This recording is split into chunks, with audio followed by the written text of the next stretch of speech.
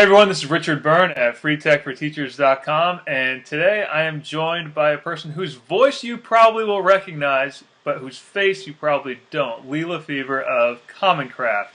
You've probably seen his Common Craft videos, wikis in plain English, Google Docs in plain English, and all sorts of other things in plain English. How you doing, Lee? I'm doing great. Thanks, Richard. Hey, thanks for joining us. Now, in the interest of full disclosure, Lee has sent me a copy of his new book, The Art of Explanation. And that's what we're here to talk about today is the art of explanation. I read the book last week on a flight home and had some bullet points I wanted to start out with. So one of the key points that I found from the book early on is this difference between fact-telling and storytelling. What's the difference, Lee? That's a really good question. The example from the book comes from a guy named Al Tompkins, I think, who wrote a book called Shoot from the Heart. It's about television production and news. And he said that it's the difference between talking about what's happening in a stock ticker and the difference between that and how a grandmother lost her house due to the economy. That it's not about the facts and figures, it's about the people and the events around those facts and figures that make it a story. So how does that tie into the type of work that you do? Because a lot of what you do is it's explaining things that have a lot of factual background. So how do you work that into your work? Well, I think the way we look at it is that there's plenty of facts out there. You can go to Wikipedia and learn just about anything you want.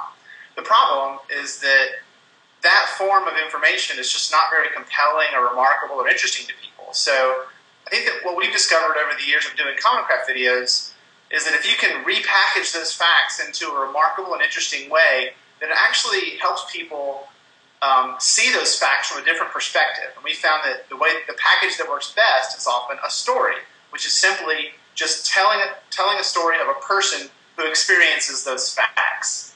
It's really a pretty simple formula.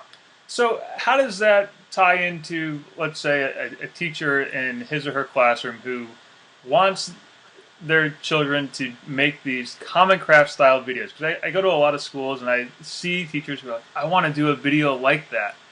What's your advice for a teacher who wants their students to do something like that? Oh, that's a good question. First of all, I would say we'd love to see students and teachers making what they call Common Craft videos. I always look at them online. We're happy to see that happening. I think the advice, there's a couple of things. First of all, sort of on the technical side, I would say that it doesn't take a lot to do a very basic video, and that rather than being intimidated by all the technology and everything, to really just dive into it. And that's part of the learning is dealing with a little bit of problem solving to make it happen. And I think that's part of the fun as well. But it's really not that hard. And I think that even less technical people, it's something that they can do. You know, I also I'm a believer, obviously, in the use of video. I think one of the things that I think is great is if you can capture a subject via a simple story, even if it's photosynthesis. There's a story you can tell maybe about photosynthesis. That it also makes learning more transportable, where you can make it and then show it to other classes or use it in other classes, put it on the web so other people can see it. I think that's one of the really valuable things about it. And correct me if I'm wrong, but I think I read on your blog at some point, when you made your first video, it wasn't any kind of high production material. It was like house lamps or something. Is that right? Yeah, that's right. It was in 2007, and we really didn't have any idea what we were doing. We just thought it would be a fun experiment to do it. It was me and Sachi working together for the first time on any kind of video, really.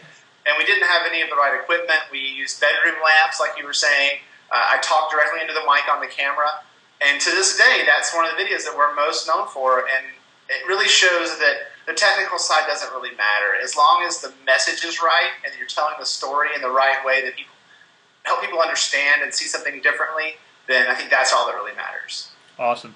Hey, thanks for your time, Lee. I really appreciate it. And I hope people check out your new book, The Art of Explanation, which you can find at theartofexplanation.com.